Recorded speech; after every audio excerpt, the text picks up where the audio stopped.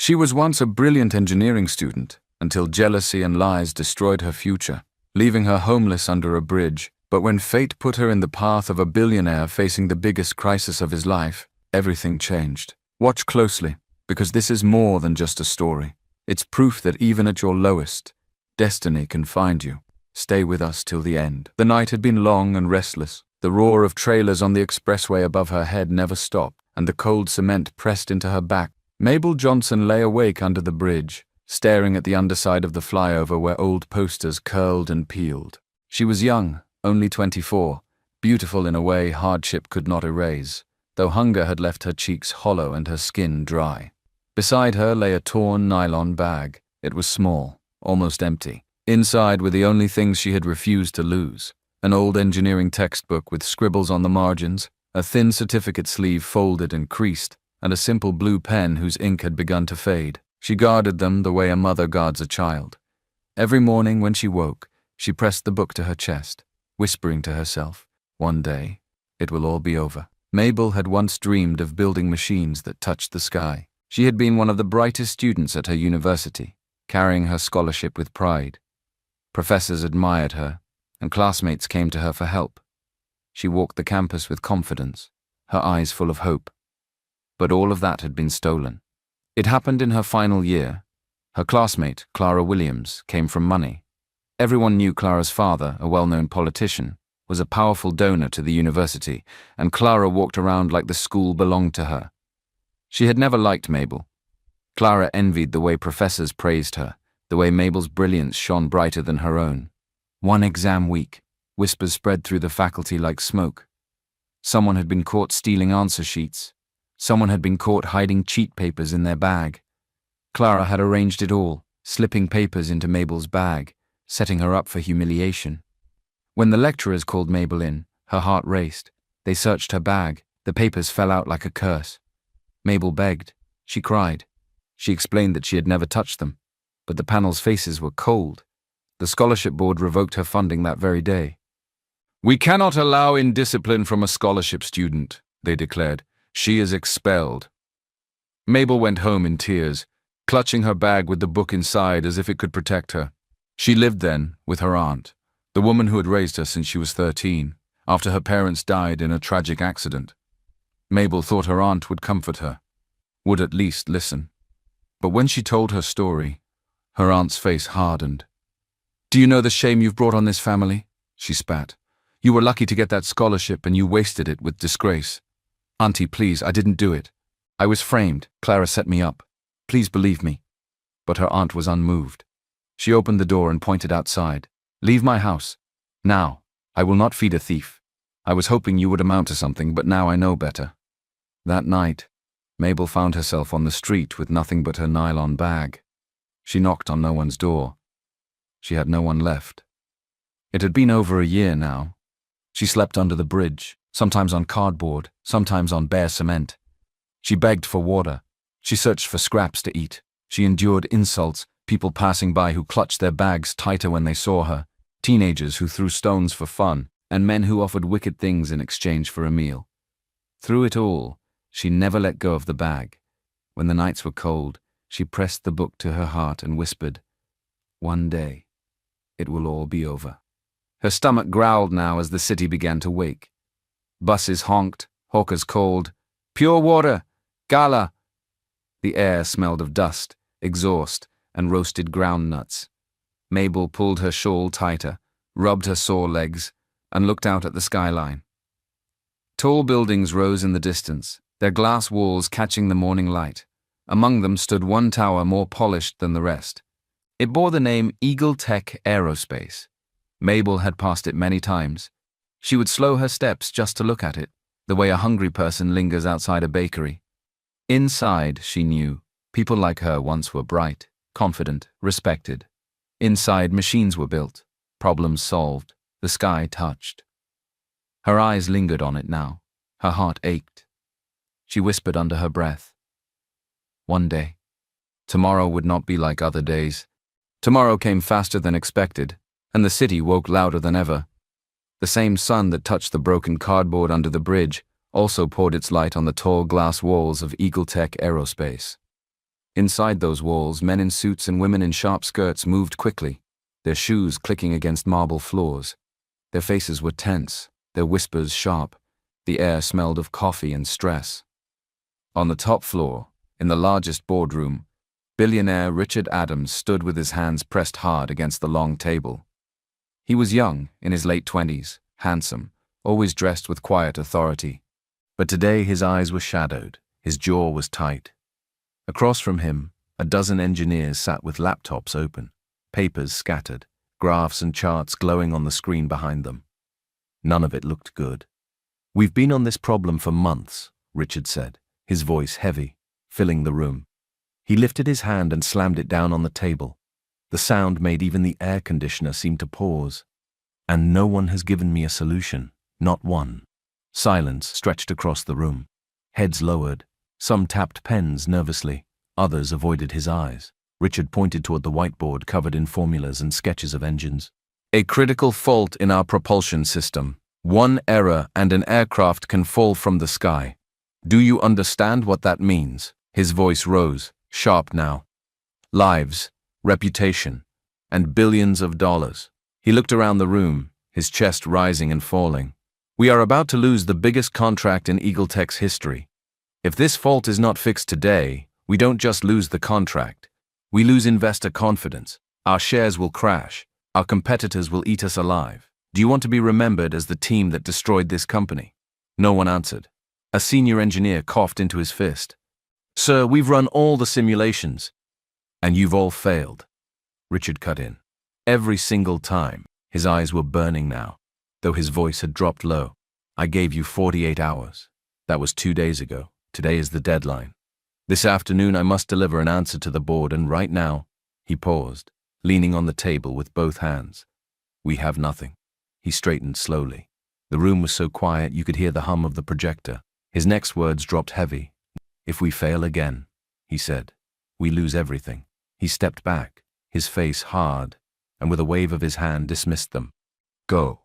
The engineers gathered their files, their chairs scraping softly against the floor. No one dared to meet his eyes. They left in small groups, whispering in hushed tones as they filed into the hallway. Some muttered about impossible deadlines. Others exchanged bitter words under their breath. The sound faded until only Richard remained. He sank into his chair, pulled at his tie, and stared at the city skyline beyond the glass wall. Tall buildings stood proud. Cars crawled along the roads below. But for him, all of it felt fragile. Like one wrong breath could bring it crashing down. He pressed a hand to his forehead. "What am I missing?" he whispered. Outside the boardroom, the whispers continued, winding down the corridors of EagleTech. Engineers shook their heads, some pale with fear, some bitter with frustration. Nobody wanted to be in Richard Adams' shoes that day. But destiny had a strange way of writing stories. While the richest man in the room fought to keep his empire from collapsing, under the shadow of the bridge, a young woman with dust on her clothes and hunger in her belly was holding the key that could change everything. Not so far away, the midday sun beat hard on Lagos, turning the bridge above Mabel's head into a furnace of steel and dust. Her stomach ached with emptiness. She had eaten nothing since yesterday morning, just a half loaf of bread someone had thrown away. Her throat was dry, her legs heavy, but still she walked. Something pulled her, slow and steady, toward the city's tall glass towers. As she reached Victoria Island, her eyes once again caught the shining building that always made her stop. EagleTech Aerospace. She paused across the road, staring. It was busier than usual.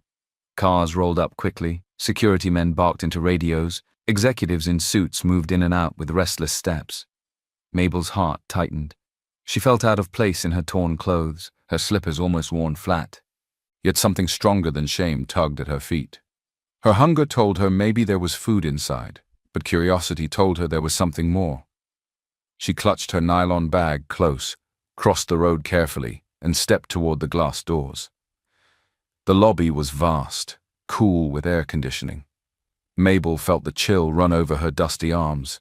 She shrank to the side, trying not to be noticed, but voices floated to her from a group of executives walking past. "Less than an hour left," one whispered urgently. "Shares will drop by evening." Another muttered, If we don't fix this engine fault today, everything is gone. Mabel's head lifted. Engine fault. The words clung to her ears like magnets. She froze, listening harder. She had read about such problems in her textbook, the one she guarded like life itself. She pieced the whispers together, the system reacting wrongly, engines failing under vibration, contracts at risk. Her mind, rusty but alive, began to draw lines. Numbers swam back to her memory. She gripped the bag tighter. Her feet moved without her planning it. Down the hall, she saw engineers filing back toward the big boardroom. Their faces were pale, their steps hurried. She followed quietly, her heart beating in her throat. The door to the boardroom opened. Mabel slipped in behind them before it closed. Inside, the room was tense again. Engineers shuffled to their seats, laptops glowing with formulas. Richard Adams stood at the head of the table, eyes sharp, jaw clenched. The walls of glass made the city outside seem close, but no one looked at it. Mabel stood near the corner, almost shaking. For a moment, she thought she should leave. Then her eyes fell on the whiteboard. The angry lines, the arrows, the circles, they all screamed the same mistake to her. She knew it. She had seen it before in theory. Her lips parted. "I can fix this." Before she could move, a guard spotted her. "Hey, you, out!" The man strode toward her, hand already stretching to grab her arm. Everyone turned. The room froze. But Richard lifted his hand. "Wait!" The guard stopped, confused. Richard's eyes narrowed on Mabel. "Who are you? What are you doing here?" Her knees shook, but her voice found its way out. Soft, shy, but steady. I can solve it." The room erupted. Engineers burst into laughter. One slapped the table, another shook his head in disbelief. "Solve it?" Someone scoffed. "Look at her clothes." Another chuckled cruelly. "Maybe she came to fix the toilets." The laughter grew louder, filling the room. Mabel's face burned, but she did not step back. She hugged her bag tighter, her eyes on the board. Her lips trembled, but her voice, though low, carried again. "I can solve it." Richard raised a hand. The laughter died slowly, leaving only uneasy silence. His eyes, tired and desperate, studied the young woman standing with dust on her skin and fire in her eyes. "Perhaps," he said quietly, "we've been looking in the wrong place." He straightened. "Let her try." The engineers stared at him in shock, but none dared to protest. Richard's sharp gaze silenced them all. Mabel stepped forward slowly, every pair of eyes burning into her back. She reached the whiteboard, her fingers brushing the marker on the tray. Her hands trembled as she picked it up. The guards shifted uneasily. The engineers exchanged smirks, rolling their eyes, but Richard's voice cut through the room. "Show us." Mabel turned to the board. She breathed in. Then, for the first time in years, she began to write. The projector glowed across the boardroom, washing the walls in pale light. Lines of code scrolled on the laptops as the engineers worked quickly, their fingers tapping nervously.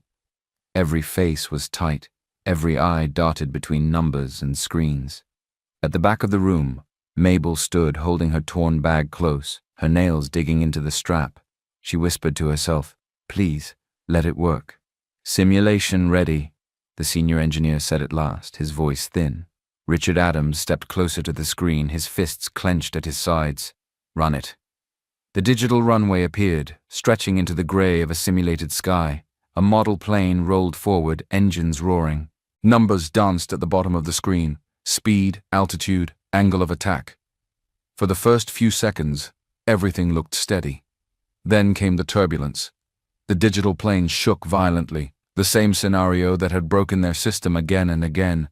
Red warnings began to flicker at the corners of the screen.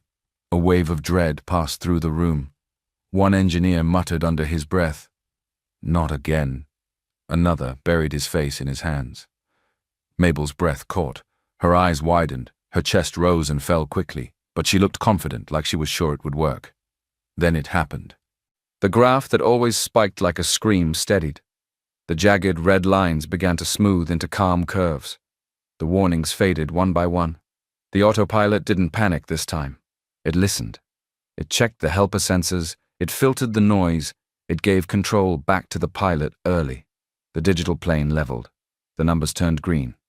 On the right side of the screen, the result box blinked once, twice, and then flashed bold and bright. Success. For a moment the room was completely silent. No one moved. No one breathed. Then the silence broke. A gasp, a shout, and suddenly the room erupted into cheers. Engineers jumped to their feet, hands clapped against tables. Some laughed in disbelief, others covered their mouths as if they had just witnessed a miracle. "She did it!" one voice cried. "It worked! My God, it worked!" Richard stood frozen, his eyes locked on the green letters. He had been prepared for failure, for another crushing blow, for the slow death of his company.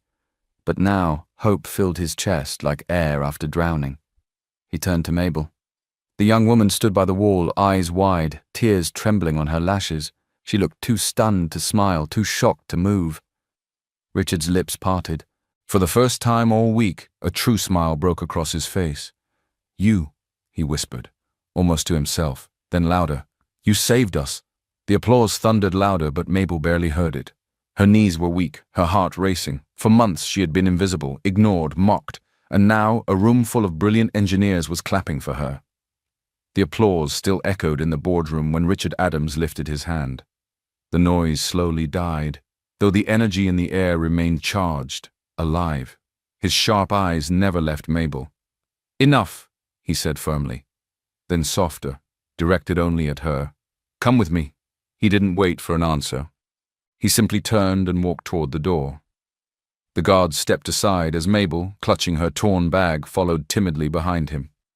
Her legs trembled as she walked through the wide glass hallways of Eagle Tech, past polished floors and expensive art on the walls. People turned to stare at her dusty clothes, her rough slippers, her frightened eyes. But Richard kept walking until they entered his office. It was a grand space, glass walls opening to the skyline, shelves lined with books and awards, a wide desk with papers neatly stacked. Yet for Mabel it felt too clean, too far from the world she had lived in. She stopped just inside the doorway, hugging her bag as though it were armor. Richard gestured toward a chair. "Sit." She hesitated, then obeyed, lowering herself onto the soft leather. It felt so foreign that tears almost sprang to her eyes. Richard leaned on the edge of his desk, arms folded. He studied her in silence for a long moment. Then his voice, steady but gentle, filled the air. "Who are you? Are you a renowned engineer in disguise or something?" Mabel swallowed. Her lips trembled. "My name is Mabel Johnson. How did you know so much about that engine?" His gaze was sharp but not unkind. "My best engineers couldn't see what you just showed us. Where did it come from?" Mabel looked down at her lap, fingers twisting the torn strap of her bag. She hesitated, then slowly pulled out the old engineering textbook, its corners bent, its pages yellowed. She placed it gently on her knees, stroking the cover with care. Her voice cracked as she spoke. "I used to be a student, a good one. Engineering was my whole world. Numbers made sense to me when nothing else did. I dreamed of building things that could fly, things that could carry hope." She paused, choking back a sob. "But someone destroyed me." Her hands shook as she held the book tighter. "I was accused of stealing, of cheating. Lies were planted to ruin me. I was in my final year. I begged them to believe me. I begged my family to stand with me. No one listened." Her tears spilled freely now, dripping onto the worn book. "I lost my scholarship. I lost my future. Since then, I've lived on the streets." She broke down then, pressing the book to her chest as though it were her last piece of life. Her shoulders shook. "All I had left was this book. I kept it because it was proof. Proof that I wasn't nothing. Proof that I once mattered." The silence in the office was heavy, broken only by the sound of her weeping. Richard stood frozen, his throat tight, his heart heavy. He had faced boardrooms full of hard men, contracts worth billions, but this young woman's pain pierced him deeper than any loss. Slowly he stepped closer and sat opposite her. His voice was softer now, no longer the commanding tone of a CEO, but the quiet voice of a man who had known his own share of grief. "Mabel," he said gently, "you're not nothing. Don't ever say that again." She lifted her tear-streaked face, confused. He leaned forward, his eyes steady. 2 years ago, my father died. He built this company with his hands, his sweat, his life. When he was gone, the burden fell on me.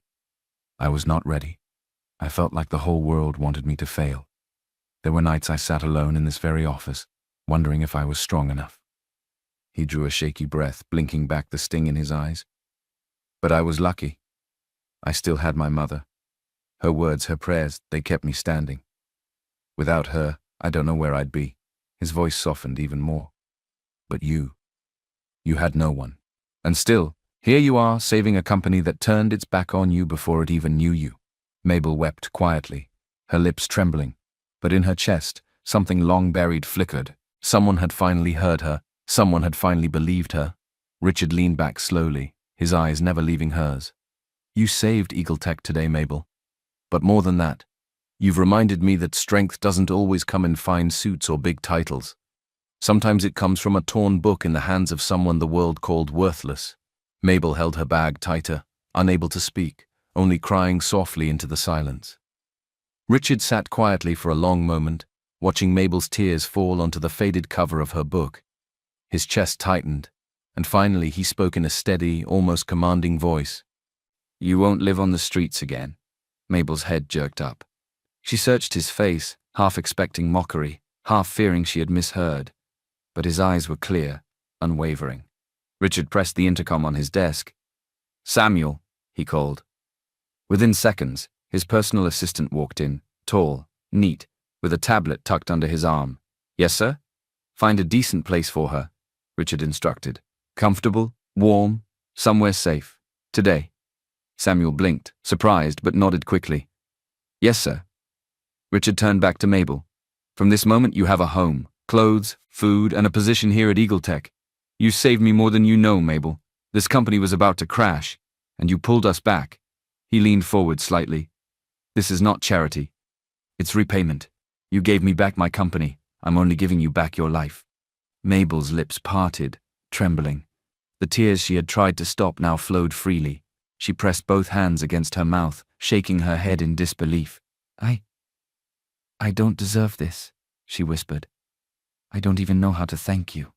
You already did, Richard said gently. That night, Samuel drove her to a small furnished apartment on the island. The bed was soft, the kitchen filled with food, and clean clothes hung in the wardrobe waiting for her. Mabel touched the sheets, the curtains, the fresh soap in the bathroom, and wept again. Only hours before, she had been invisible under a bridge. Now she had a key to her own door. She knelt by the bed, clutching her old book, whispering, Thank you, God. Thank you. The next morning, Mabel dressed in her new clothes, a simple blouse and skirt, and reported to EagleTech. Her hair was combed neatly, her steps careful, her heart full of nervous hope. Richard met her in the lobby, his smile calm, reassuring. He placed a gentle hand on her shoulder. Everyone will know who you are now. That morning, in front of his managers and engineers, Richard introduced her. This is Mabel Johnson, he said. The woman who solved the problem we couldn't. She will be working with us from today. There were polite nods, murmurs, some whispers not loud enough to reach her.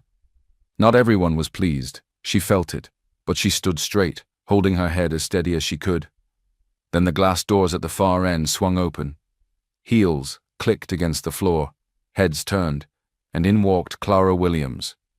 Tall, elegant, dressed in a designer dress with a bag slung over her arm. Clara moved like she owned the place. Her hair was perfectly styled, her makeup sharp, her chin tilted high. She glanced at the workers like they were furniture, offering no greeting. The whispers began immediately. Clara had always been proud, arrogant even. The daughter of a wealthy family, she had grown up knowing her parents were close with the Addams family. Everyone assumed it was only a matter of time before Richard and Clara would marry, sealing the union of two powerful houses. Not long ago, Richard had run into her at a high-class gathering. She had wasted no time attaching herself to him, laughing too loudly at his jokes, standing too close and calling him my boyfriend in front of her friends. He had never asked her out, never promised her anything, but she behaved as though their wedding was already planned.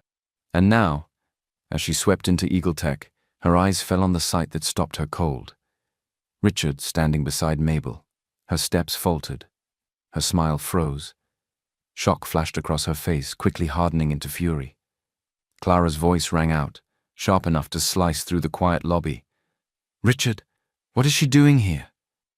Her finger pointed at Mabel, her tone dripping with disbelief. What is she doing standing so close to you? Mabel's heart jumped into her throat. She gripped her bag tightly, her body stiff, her eyes lowering in shame. Richard turned calmly, but his eyes had changed. Clara, he said slowly, this is Mabel Johnson. She works here now, and you will show her respect. Clara's face burned red. She forced a laugh, thin and mocking. Respect? For her? She looked Mabel up and down, sneering. Do you know who she is, Richard? Her words carried a sharp edge, and Mabel, though silent, felt her chest tighten. She knew what was coming. The air in the lobby grew tight. Clara's eyes burned into Mabel as though she had seen a ghost. For a split second, Mabel saw it too, the flicker of recognition, the shadow of their shared past. Her chest tightened, her palms damp. But Clara recovered quickly, masking her fear with arrogance. She let out a bitter laugh and hooked her arm through Richard's. Richard, she said sweetly, though her voice shook with anger, we need to talk. Privately. Without waiting for an answer, she tugged him toward his office. Mabel stood frozen in the lobby, her bag pressed hard against her side. Whispers rolled across the room like a rising tide. She swallowed, her heart racing.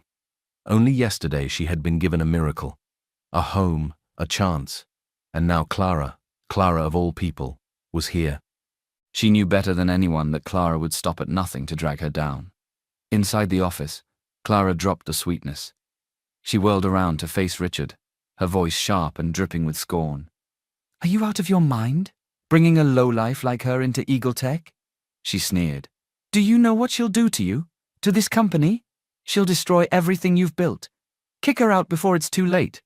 Richard's expression didn't change. He leaned back against his desk, arms folded, his eyes calm but cold. Clara, he said, his voice even, don't ever speak about someone who saved me like that. She blinked, caught off guard by his tone. He continued, firmer now. If it weren't for her, this company would be finished.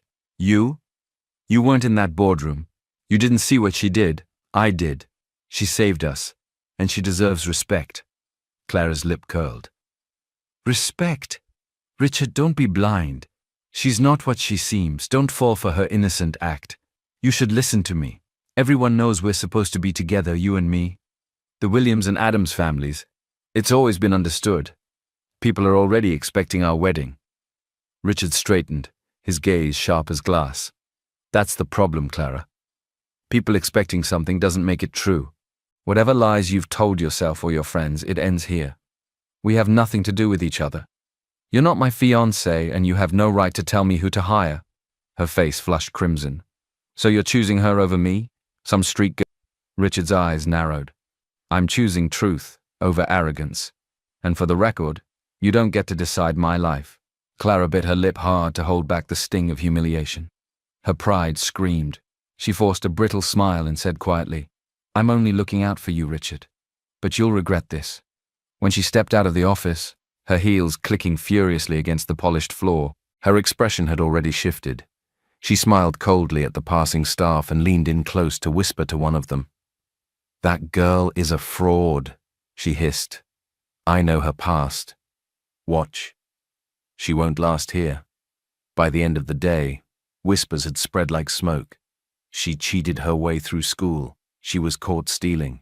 Mabel felt the stares everywhere she walked, the silent judgments pressing down on her shoulders.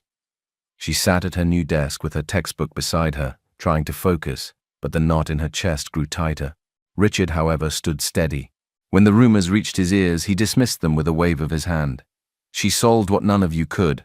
That's all that matters, he said firmly in a meeting. If you doubt her, you doubt me. The room fell silent. No one dared to push further. Later that evening, when the offices were quiet and most people had left, Mabel sat at her desk staring at the glowing screen. Her eyes blurred with tears she couldn't hold back anymore.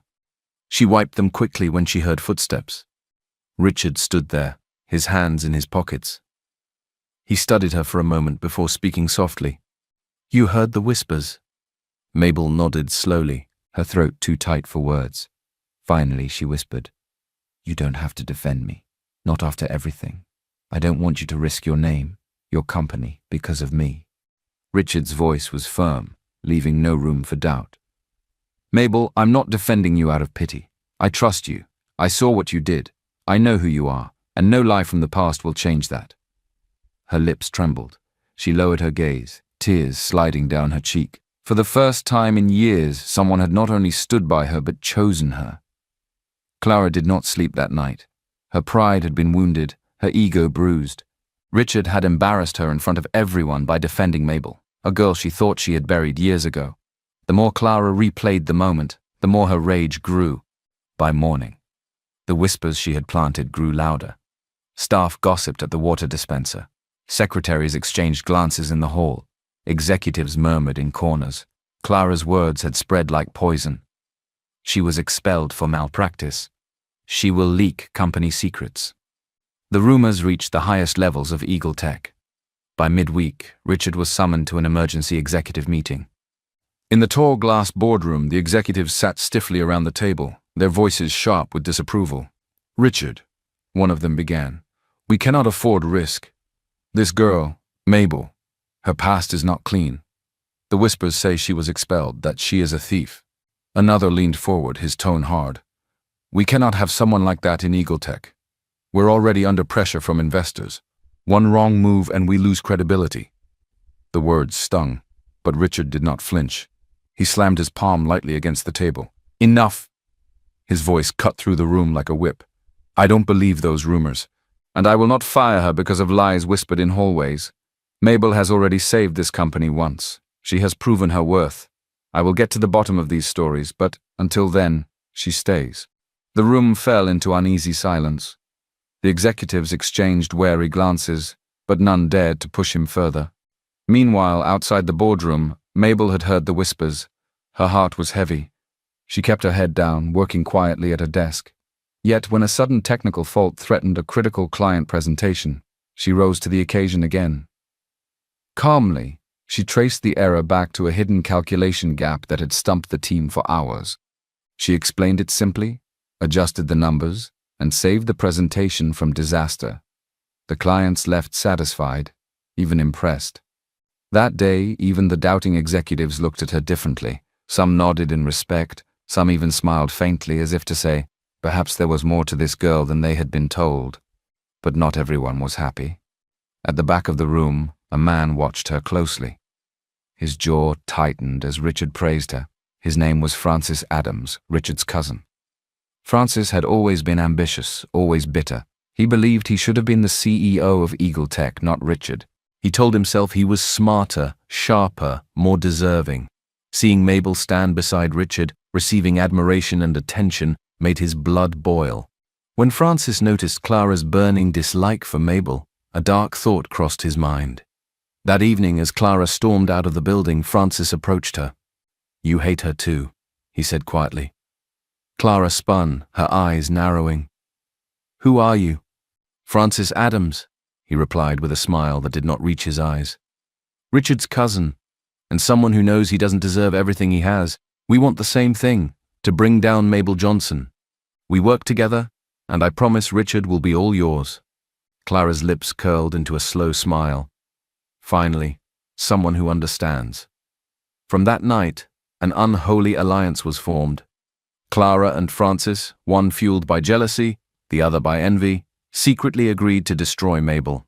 The following week, Mabel was scheduled to make her first big presentation before the senior board and external partners. It was her chance to prove herself fully. Francis saw his moment. Late at night, when the offices were empty, he slipped into her workspace. He opened her reports, changed figures, moved columns, and tampered with the analysis to make her appear sloppy and careless. When he left, he smirked to himself. This will be her downfall. But Francis underestimated Mabel. On the morning of the presentation, Mabel carried not only her official slides but also her small notebook, filled with her neat, careful notes. As she began her talk, one of the executives interrupted. "These numbers don't add up," he said coldly. "Care to explain?" Whispers began around the table. Francis smiled faintly from his corner seat. Clara's eyes glowed with satisfaction. Mabel's hands trembled for a second, but then she opened her notebook. "Sir," she said calmly, "these are my handwritten calculations. If you compare them, you'll see the numbers in this file were altered. But here, She showed her notes, her handwriting neat and clear. The correct balance is here. The projections align perfectly. The room went silent. The executives checked. She was right. Francis's smile vanished. Clara's jaw tightened. Richard leaned forward, his voice sharp. Thank you, Mabel. That clarity is what we need. He looked around the room. Let this be a lesson. Lies may walk fast, but truth runs farther. Applause followed. Mabel exhaled, her chest rising with relief. She had survived another storm. Francis clenched his fists under the table. His plan had failed. But in his heart, his envy only deepened. He would not stop. The failed sabotage attempt left Francis restless, but for Richard it had the opposite effect. Each day he found himself relying more and more on Mabel. They worked late nights together, bent over files and simulations, her small notebook always open beside her. She explained things with clarity that cut through confusion, and Richard, though he was the CEO, often found himself listening, learning, even laughing with her in ways he hadn't with anyone in years. Clara noticed. Every time she saw them walking through the halls side by side, every time she caught Richard smiling at Mabel's words, a new fire of jealousy burned in her chest. She couldn't hold it in any longer. One afternoon, she cornered him outside his office, her arms folded, her chin high, her voice sharp. It's her or me, Richard, she declared. Richard blinked, taken aback. What? You heard me, Clara snapped. That girl, Mabel, she's ruining everything. She's coming between us. Either you send her away or I'm done. Richard sighed heavily, his patience thinning. Clara, stop being paranoid. There is no us. There never was. You and I, we have nothing to do with each other. Whatever lies you've told yourself, let them go. Her face flushed red. She tried to laugh it off, but her voice cracked. You'll regret this, Richard. Then she turned on her heels and stormed off, her heels echoing angrily across the marble floor. That night, Mabel stayed behind after most of the staff had left. She sat in the quiet office, adjusting numbers on a project. Her desk lamp cast a warm glow, highlighting the tired but determined look on her face. The sound of footsteps broke the silence. Richard walked in, his tie loosened, a faint smile playing on his lips. You're still here, he said softly. Mabel looked up, surprised.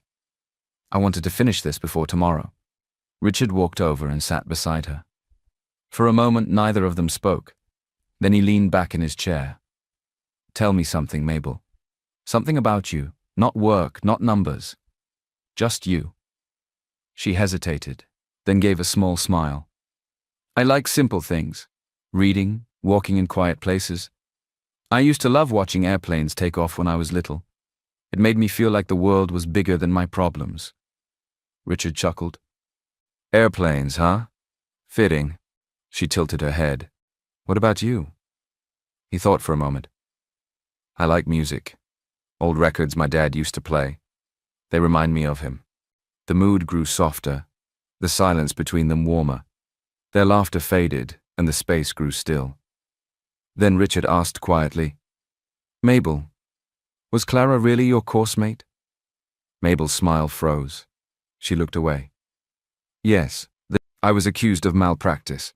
Well, Clara, she was the one who accused me. The theft, the exam malpractice, all of it came from her. I tried to defend myself, but no one listened.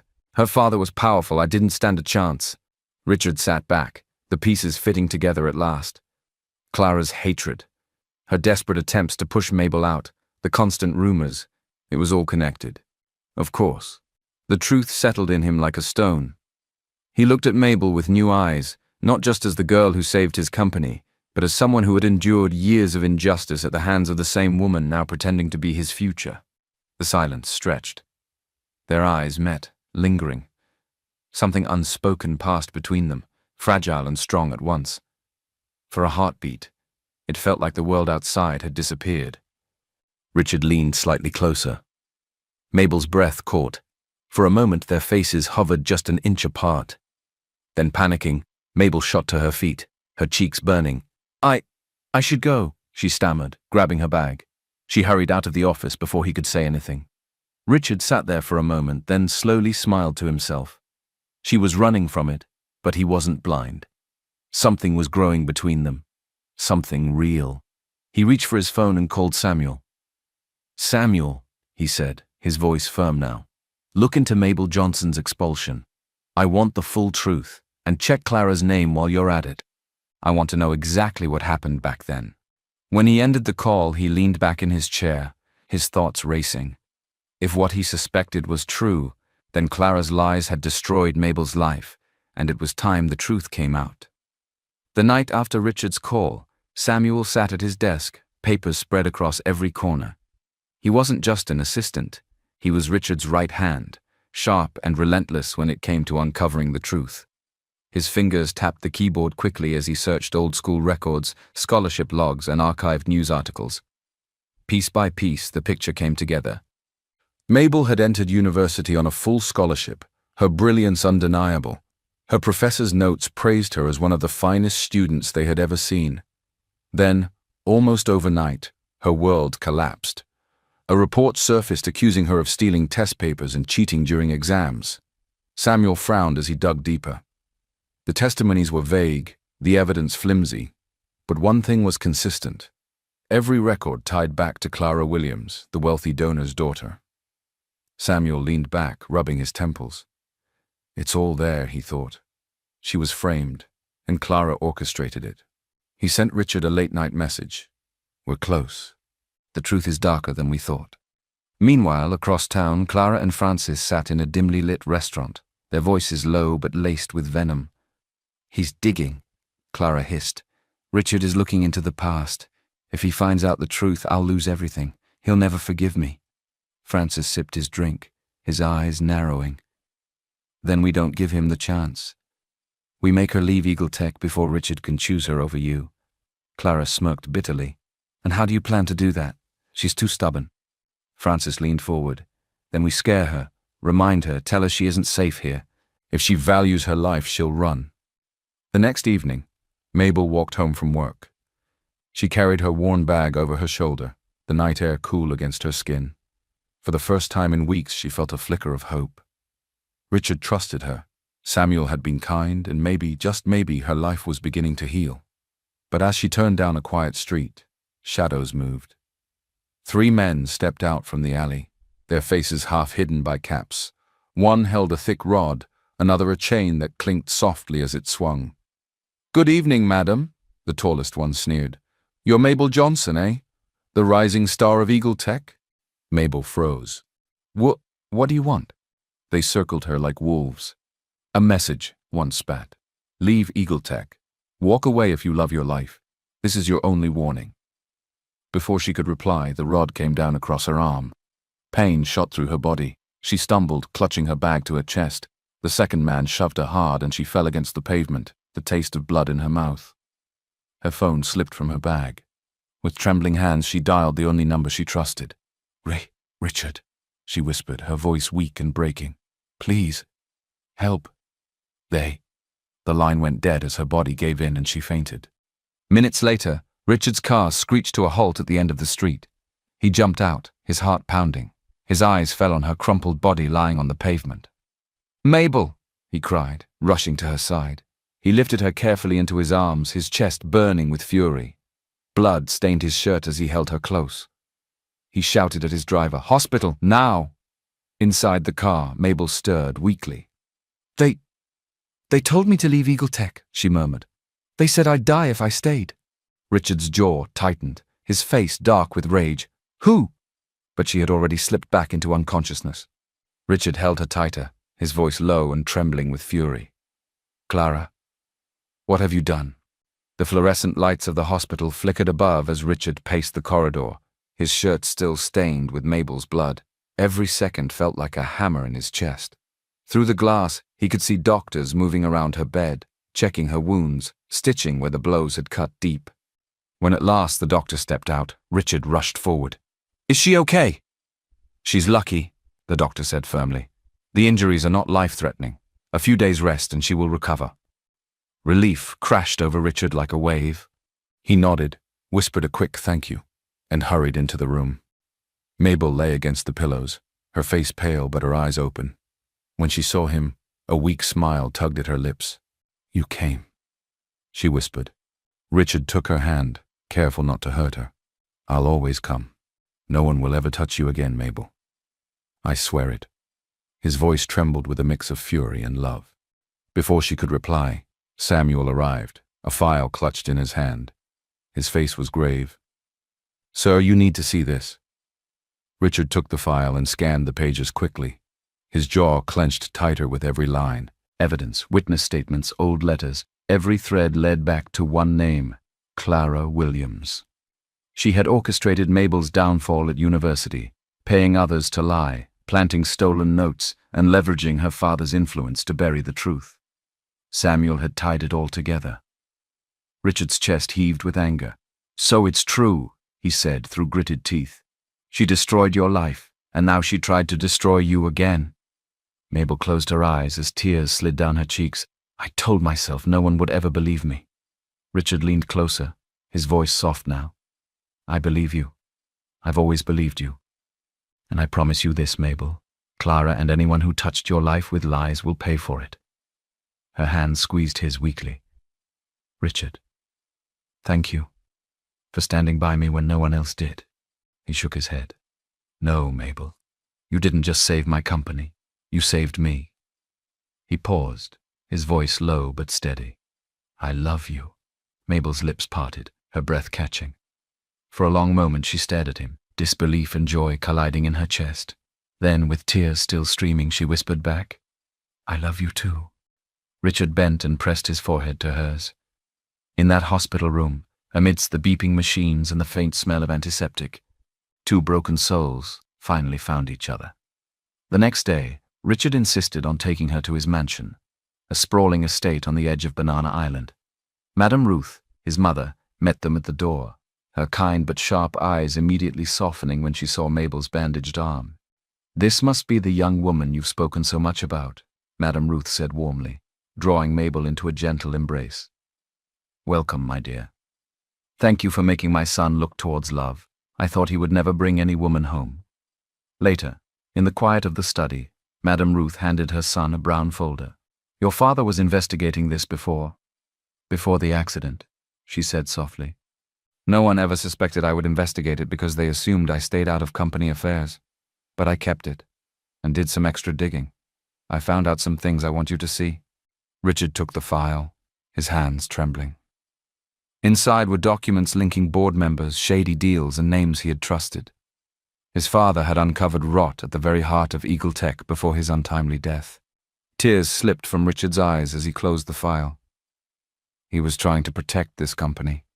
He died before he could finish it. This shows he was poisoned. We all thought his sudden heart attack was an accident. Mabel stepped closer, her hand resting on his arm. That is so sad to know, Richard. But it also means you will have to finish what he started, so he can rest in peace. Richard's voice hardened, his grief sharpening into resolve. I will. Everyone involved will face justice. I swear it. Outside the mansion, the night was quiet. But inside, a storm was gathering. Richard knew the battles ahead would not only expose Clara and Francis, but also shake Eagle Tech to its foundations. And this time, he would not be fighting alone. The days that followed were heavy with tension. Richard moved quietly, meeting only with Samuel and a few trusted auditors as they combed through the thick file his mother had given him. Each page seemed to peel away another mask. The deeper they dug, the clearer it became. Francis, his own cousin, had been feeding on the company from the inside. Contracts rerouted, fake vendors, ghost accounts. Worse still, logs showed Francis tampering with Eagle Tech projects, deliberately planting errors to embarrass Richard. Whispers began to spread in the corridors of Eagle Tech. Staff who once looked up to Francis started to avoid his gaze. The air shifted. His charm no longer carried weight. Suspicion had moved in. Then came the night when investigators handed Richard the proof. Links between Francis and the very thugs who had attacked Mabel, phone calls traced, payments confirmed. Richard didn't hesitate. The next morning, police officers walked into Eagle Tech's gleaming lobby. Employees froze as Francis, dressed in his expensive suit, was led out in handcuffs. His eyes burned with rage as he spat, "You'll regret this, Richard." The trial that followed gripped the city. Reporters filled the courtroom, cameras flashing as the Adams family name once again became headline news. Francis stood tall, but his voice shook with bitterness. "You replaced me with a street beggar girl," he shouted, pointing at Mabel. "I deserve to be CEO, not you. You're only here because your father owned this company. Everyone knows I am more deserving." The courtroom buzzed. All eyes turned to Mabel. She sat calmly, her simple dress and bandaged arm a stark contrast to Francis's polished arrogance. Her voice was steady as she rose to speak. "I didn't take your place, Francis," she said softly. "I only used the gift I refused to bury. What you lost wasn't stolen. It was poisoned by your own envy." Her words silenced the room. Even the judge looked at her with quiet respect. Richard stood next, his presence commanding the space. His voice was firm, every word like a nail hammered into the coffin of lies. "This company was never yours to begin with, Francis. You didn't build it. You tried to bleed it dry." He opened a folder and placed document after document before the court. Records of fraud, evidence of money laundering, signed contracts under shell companies. Francis's face drained of color. He stammered, but Richard wasn't finished. "And the most damning," Richard continued, his voice low, "is this testimony." The doors opened, and a frail man was brought forward under police escort. His eyes darted nervously as he spoke. I was paid by Francis Adams to slip poison into Mr. Adams's tea 2 years ago. I did it. And I am ready to confess." Gasps rippled through the room. Madame Ruth covered her mouth. How could someone do this to his own uncle, tears spilling silently? Francis's composure shattered. "Lies!" he screamed. "All lies!" But his voice cracked, his mask gone. The judge's gavel struck. The verdict was swift. "Francis Adam, this court finds you guilty of attempted sabotage, fraud, conspiracy, and the murder of Mr. Adams. You are hereby sentenced to life imprisonment." The courtroom erupted in murmurs, but Mabel felt only a deep stillness. Justice, long delayed, had finally spoken. Clara sat at the back, pale as chalk, her head bent low. Her name had been dragged through the mud, her plotting, her jealousy, her cruelty, all laid bare in the papers. The friends she once bragged to now avoided her like the plague. For the first time, Clara Williams tasted the sharp bitterness of her own downfall. Richard took Mabel's hand as they stepped out into the sunlight. Cameras flashed, reporters shouted, but for him, there was only her. "It's over. I cannot believe Richard will go that far for money," he said silently. Mabel squeezed his hand gently. "Yes, Richard, it's over, and now it's time to find real closure." A few days later, the press hall at Eagle Tech's headquarters was packed to the brim. Cameras lined the front row, microphones crowded the podium, and journalists jostled for position. The air hummed with curiosity. For weeks, whispers had filled the city about the mysterious young woman who had saved Eagle Tech from collapse. Today, the billionaire CEO himself was finally ready to speak. Richard Adams stood tall at the podium, his face calm but resolute. Behind him, the Eagle Tech banner gleamed. At his side sat Mabel Johnson, dressed elegantly, her hands folded nervously on her lap. When the noise settled, Richard began. His voice was steady, carrying both authority and conviction. "Ladies and gentlemen," he said, "Eagle Tech faced the greatest crisis in its history. Our company was on the brink of losing everything, until a brilliant mind stepped in with the solution that saved us. That person is sitting beside me today. Her name is Mabel Johnson." The room exploded in camera flashes. Reporters leaned forward, murmurs buzzing like a hive. Richard raised his hand for silence. But Mabel's story is not just about saving Eagle Tech, it is about truth. Years ago, she was a top engineering student, brilliant and promising, yet she was falsely accused of theft and malpractice. Today, I present the evidence we uncovered, proof of bribery, collusion, and corruption among those who destroyed her future. He lifted a folder and placed the documents on the table. Screens behind him lit up with copies of signed bribe receipts, emails, and statements from witnesses who had come forward. Professors, exam officials, and even a dean, whose names once respected, were exposed. Gasps filled the room. Journalists scribbled furiously. Richard's eyes darkened as he continued. Mabel was innocent. She was framed because of jealousy. Her life was torn apart by lies, But today the truth is here and the world will know who she really is, a woman of brilliance, resilience, and integrity. He turned toward her, his gaze softening. This woman saved not only my company but my life. I owe her more than I can ever repay. Mabel, trembling, leaned into the microphone. Her voice cracked but carried strength. For years I thought my voice didn't matter. I thought I was nobody, but all I had left was this book. She held up her old, torn engineering textbook, and the hope that one day truth would find me again.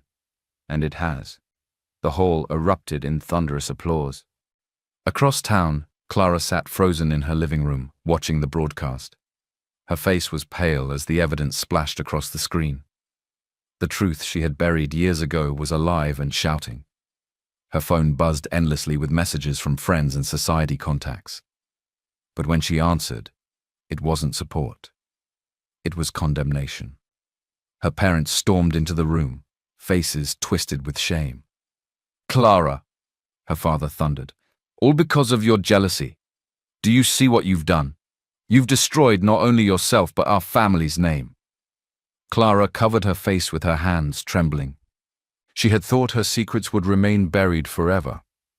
But now, she was publicly ruined. Invitations withdrawn, contracts cut, her name blacklisted in every social circle that once adored her. By evening, the newspapers carried one story above all others. From homeless to hero, young woman falsely accused saves billionaire's company. Photos of Mabel holding her torn book at the press conference filled the front pages. Social media buzzed with her story. Students called her an inspiration. Mothers told their children about her resilience. She had become more than a survivor. She was a national symbol. And in the mansion that night, as Richard watched the headlines roll in, he turned to Mabel and whispered, "The world finally sees who you are, but to me you've always been this woman." Tears filled her eyes as she leaned against him. For the first time in years, she felt not just seen, but celebrated. The following day, the sun was warm as Mabel stepped out of the glass doors of Eagle Tech.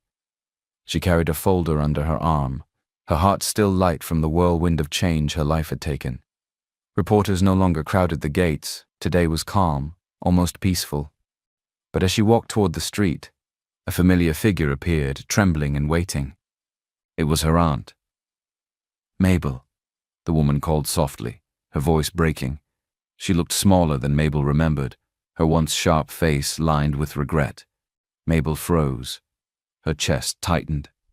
Her aunt hurried closer, tears glistening. "I saw you on the news. The whole country is talking about you. My child, please forgive me. I was blind. I didn't see you. I didn't believe you. I should have stood by you when the world turned against you." The words cracked Mabel's heart wide open. She stared at the woman who had once been her only family. Memories rushed back, the cold nights she was thrown out, the harsh words that cut deeper than hunger, the constant reminder that she was just a freeloader, a burden. Her voice shook as she answered, "Yes, you took me in after my parents died. But you never let me forget that I was unwanted. Every day you called me an orphaned leech. When I got that scholarship, it was my second chance. I thought maybe I could finally make you proud. But when Clara's lies ruined me, you didn't even look at me twice. You didn't believe me. You threw me away, the only family I had." Her aunt sobbed openly. "I know. I was cruel. I was wrong. Please forgive me." Mabel closed her eyes. For years she had carried that wound like a stone inside her chest. Now, looking at the broken woman before her, she felt the weight shift. "I forgive you," she whispered. "But forgiveness doesn't mean we go back to what we were. You're not part of my life anymore. That door is closed." Her aunt nodded slowly, tears streaming, and turned away. Mabel stood still, her heart heavy but freer than it had ever been. That evening, Richard picked her up with a smile that softened all the scars of the day. "I have something planned," he said, refusing to say more. They went to a quiet cinema, slipping into the back row. For 2 hours they laughed, shared popcorn, whispered little jokes in the dark. Afterward, he took her on a boat cruise across the lagoon. the city lights shimmering like stars fallen into water. As the boat glided gently, Richard stood, his eyes never leaving hers. He held out a small velvet box and opened it. Inside was a simple, elegant ring. "Mabel Johnson," he said softly, "when no one believed in you, you still chose to believe in yourself. And when no one stood with me, you saved me. You saved Eagle Tech. You saved my heart. Will you marry me?" Tears blurred her vision. She pressed her hand to her lips, her whole body trembling. "Yes," she whispered. "Yes." He slipped the ring onto her finger, and she threw her arms around him. "Richard," she said against his chest, "you were the only one who believed me when the world turned its back. I will never forget that." He lifted her face, and their lips met in a passionate kiss, the kind that sealed not just love, but a promise of forever. Later that night, back at his mansion, Mabel stood on the wide balcony, looking out over the glittering city. In her hands was a stack of letters, admission offers from top universities. Her eyes filled with wonder. Once, she had slept under bridges with nothing but a torn book to remind her of who she was. Now the world was opening its doors again. She whispered into the night air, her voice full of gratitude. Second chances, opportunities when all hope is lost, and finding true love at your weakest point.